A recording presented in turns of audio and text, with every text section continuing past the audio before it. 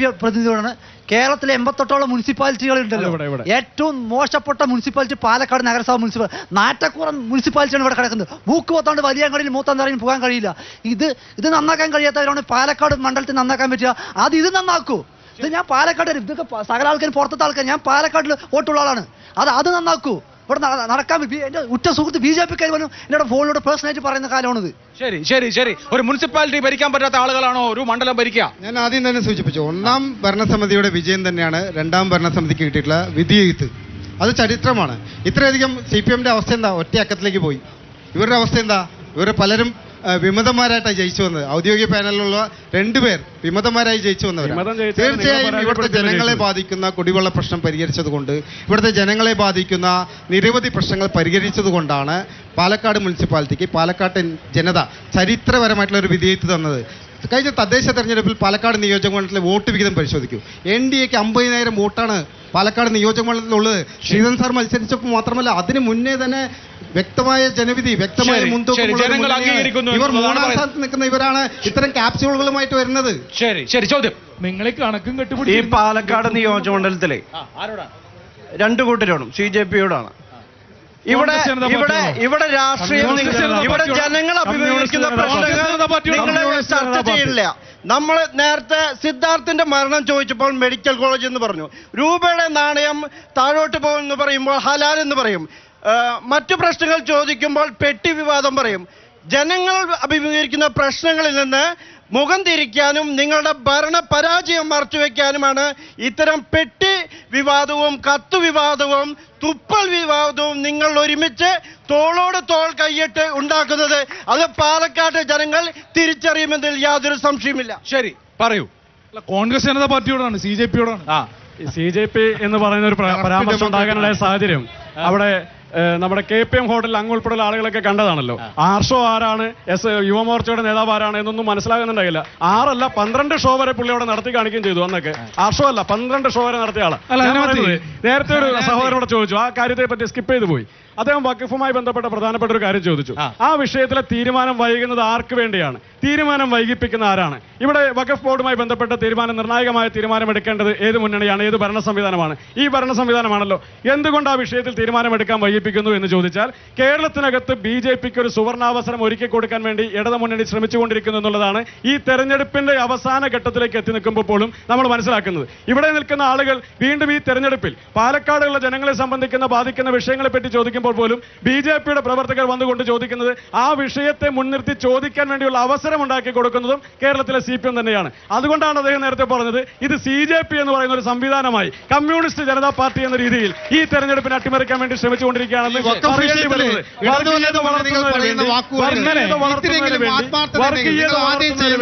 ഈ 2 പ്രസ്ഥാനങ്ങൾ കൂടി ഒരുമിച്ച് ശ്രമിച്ചുകൊണ്ടിരിക്കുകയാണ്. ശബരിമല സമയത്തുണ്ടാക്കിയ സുവർണാവസരം ഒരുക്കി കൊടുക്കുന്നത് പോലെ ഇവിടെ കേരളത്തിനകത്ത് തൃശ്ശൂരിൽ BJP-ക്ക് ജയിക്കാനുള്ള അവസരം ഒരുക്കി കൊടുത്തതുപോലെ ശ്രമമാണ് എന്നുള്ള കാര്യം ഇവിടെ സംസാരിക്കാൻ സാധിക്കില്ല. ഈ പാലക്കാട് നിയോജകമണ്ഡലത്തിൽ 5% വരുന്ന ക്രിസ്തീയ സമൂഹത്തിന്റെ ജനങ്ങളുണ്ട്. അവരോട് നിങ്ങൾ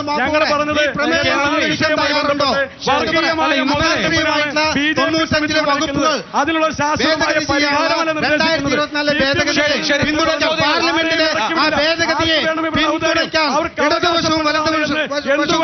എനിക്ക് പറയാൻ സാധിക്കുന്നില്ല. പാർലമെന്റിൽ പിന്തുണയ്ക്കുമോ ഈ ഭേദഗതി ബില്ല്? പാർലമെന്റിൽ വരുമ്പോൾ JPC ചർച്ചയുണ്ട്. ഈ ഭേദഗതിയെ നിങ്ങൾ പിന്തുണയ്ക്കുമോ? അത് ഈ CJP എന്നുള്ളത് ഇന്നലെ ഈ ദൃശ്യമാധ്യമങ്ങളിലൂടെ നാട് മുഴുവൻ കാണാൻ 3 ആളുകൾ ഇരിക്കുകയാണ്.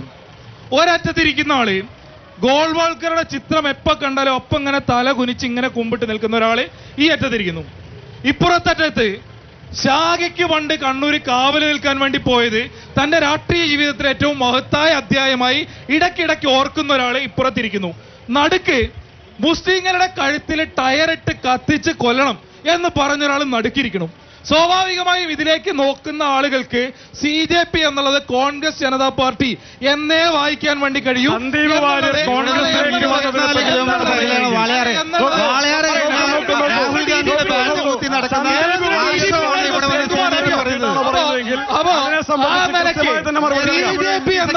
കോൺഗ്രസ് ജനതാ പാർട്ടി എന്ന നാട്ടിലെ ജനത വിചാരിച്ചാൽ അതിനകത്ത് തെറ്റ് വരാൻ വേണ്ടി കഴിയില്ല. നേരത്തെ അങ്ങ് ചോദിച്ചൊരു ചോദ്യം, അങ്ങ് ചോദിച്ച ചോദ്യത്തിന് മറുപടി പറയാം.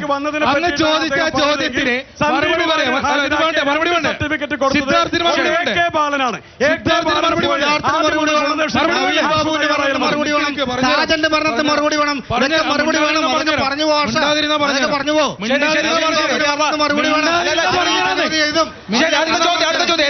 എല്ലാ വിഷയങ്ങളും ഇപ്പൊ പറയാൻ പറ്റില്ലല്ലോ. ഒരു മിനിറ്റ് ഹർഷോ, എന്റെ പ്രിയപ്പെട്ട സുഹൃത്തുക്കളെ രണ്ടാളും നിങ്ങൾ അറിയാൻ വേണ്ടി പറയാണ്. ഞാനൊരു ചാലഞ്ചാണ്. എഴുതി അഭിലാഷിന്റെ കൈ കൊടുക്കും. രാഹുൽ മാൻകൂട്ടത്തിൽ വിജയിച്ചില്ലെങ്കിൽ ശിവരാജേഷ് എന്ന ഞാൻ ഇതുവരെ ഞാൻ മുട്ടയടിച്ചിട്ടില്ല. പരസ്യമായി 23-ാം തീയതി അഭിലാഷ് വിളിച്ച സ്ഥലത്ത് ഞാൻ മുട്ടയടിക്കാം. പരസ്യമായി ഇന്നലെ മിനിഞ്ഞാന്ന് രാത്രി ഉണ്ടായിരുന്ന സന്ദീപ് പേര് ഞങ്ങളുടെ കൂടെയാണ്. സ്വാഗതം ചെയ്യുന്നു അദ്ദേഹത്തെ. ഞങ്ങൾ പറയുന്നത് പരസ്യമായി അഭിലാഷിന്റെ കയ്യിൽ എഴുതി കൊടുക്കുകയാണ്. എന്റെ ഫോൺ നമ്പർ ഉണ്ട്. എന്റെ ഫോൺ നമ്പർ ഇതിലുണ്ട്. അഭിലാഷ് ശിവരാജേഷിനെ വിളിക്കണം.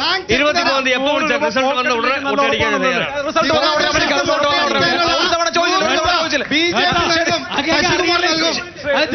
ഞാൻ പറഞ്ഞുതരാം. പാലക്കാട് ജില്ലയിലെ ചില പ്രധാനപ്പെട്ട കോൺഗ്രസിന്റെ നേതാക്കള് വേറെയും വെച്ചുവെച്ചിട്ടുണ്ട്. രാഹുൽ എങ്ങാൻ ജയിച്ചാൽ മുട്ടയടിക്കാൻ തല എന്ന് വെച്ചുവെച്ചിട്ടുള്ള ചില പ്രധാനപ്പെട്ട കോൺഗ്രസിന്റെ നേതാക്കളെ എന്നാൽ ഈ വെട്ടി നമ്മൾ എടുക്കുകയാണ് എന്നുള്ളത് അങ്ങേയിലേക്ക് ഞാനും പറഞ്ഞു. ഇന്നലെ കെ സുരേന്ദ്രൻ ഒരു വെല്ലുവിളി നടത്തിയിട്ടുണ്ട്. ഇവിടെ പരാജയപ്പെട്ടാൽ VD സതീശൻ പ്രതിപക്ഷ നേതാവ് സ്ഥാനം രാജിവെക്കുമോ? ആ വെല്ലുവിളി ഏറ്റെടുക്കാൻ ധൈര്യമുണ്ടോ? രണ്ട് കാര്യത്തിന് മറുപടി പറഞ്ഞു. നേരത്തെ ഇപ്പൊ സന്ദീപ് വാര്യർ പാർട്ടിയിലേക്ക് കടന്നു വന്നതിനെ സംബന്ധിച്ചിട്ടാണ് ആർഷോ നേരത്തെ സൂചിപ്പിച്ചതെങ്കിൽ സന്ദീപ് വാര്യർ 2 സർട്ടിഫിക്കറ്റ് ആയിട്ട് വന്നു. അതിലൊന്ന് നമ്പർ 1 സഖാവാണ്. ആര് പറഞ്ഞതാ? AK ബാലൻ പറഞ്ഞതാണ്. രണ്ടാമത്തെ സർട്ടിഫിക്കറ്റ് മുഴുവൻ പറയട്ടെ. ക്രിസ്റ്റൽ ക്ലിയർ ഉള്ള നേതാവായി മാറിയിരിക്കും. നമ്പർ 1 കോമ്രേഡായി മാറിയിരിക്കും. ഞങ്ങൾ കണക്കാക്കിയത് ഇത് ആർഷോന്റെ പാർട്ടി കൊടുക്കുന്ന പോലെ വ്യാജ സർട്ടിഫിക്കറ്റ് അല്ല AK ബാലൻ കൊടുത്തെന്നാണ്. അദ്ദേഹം കൊടുത്ത നല്ല ജനുവനായ സർട്ടിഫിക്കറ്റ് ആദ്യം ബോധ്യപ്പെടുത്തേണ്ടത് AK ബാലനാണ്. നിലപാട് ഇപ്പൊ CPM നിലപാട് സന്ദീപിന്റെ പുറകെ നടന്നില്ലേ? ഇന്ത്യൻ രാഷ്ട്രീയത്തിന് അപജയമാണ്. ഒരു നാണയത്തിന്റെ 2 മുഖങ്ങളാണ്. മുഖച്ചു പോയ തരുണും സന്ദീപും ഒരു നാണയത്തിന്റെ 2 വശങ്ങളാണ്. ഇവർ പറയുന്നത് ഞാൻ രാഷ്ട്രീയത്തിലേക്ക് പറഞ്ഞത്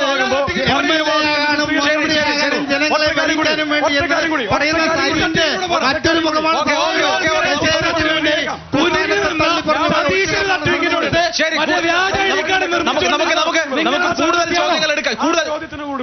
കൂടുതൽ ചോദ്യങ്ങൾ എടുക്കാം. ഒരു ഇടവേള എടുത്ത ശേഷം തെരഞ്ഞെടുപ്പിൽ ചേലക്കരയിലും വയനാടും പാലക്കാടും UDF വിജയിച്ചാൽ മുഖ്യമന്ത്രി പിണറായി വിജയൻ രാജിവെക്കും. അതിന് മറുപടി ഹലോ അങ്ങേ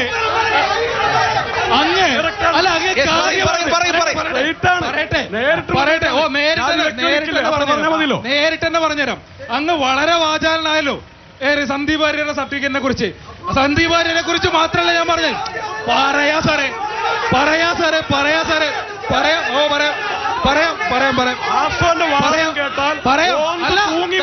പറയട്ടെ. അല്ലേ ഞാൻ 3 പേരുടെ കാര്യം പറഞ്ഞപ്പോ അങ്ങ് ഒരാളുടെ സർട്ടിഫിക്കറ്റിനെ കുറിച്ച് മാത്രമാണല്ലോ പറഞ്ഞേ. സതീശന്റെ സുധാകരന്റെ സർട്ടിഫിക്കറ്റിനെ കുറിച്ച്